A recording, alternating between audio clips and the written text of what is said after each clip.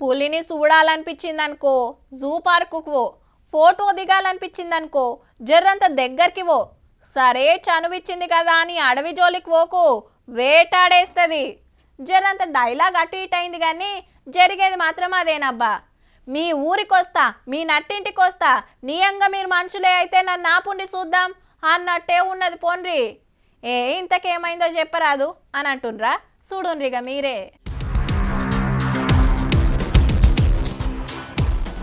ఓ కొడుకో, పెద్ద పులి అత్తగారింటికొచ్చినట్టే మంచం మీద ఎంత మంచిగా కూకున్నది.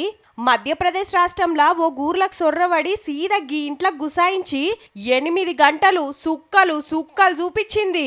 హగో ఊరోళ్లను ఎట్లా ఆగం పట్టిస్తుందో. పొద్దుగాల పొలాల కాడ పులి ఆగుబడ్డదని చెప్పంగానే ఫారెస్ట్ వాళ్ళు అచ్చలోపట్నే పగటాల వరకు ఊరి మీదకొచ్చింది. అందరు గుడి అడవిలకు గెదమబోతుంటే ఓ గన్న మీద అటాక్ చేసింది. ఆయనను దావుకనకు పంపి గంటల కమానం చెమట తీసి పట్టుకుపోయినరట ఫారెస్ట్ వాళ్ళు. మధ్యప్రదేశ్ లా 9 టైగర్ రిజర్వ్ ఫారెస్టులు ఉంటాయి.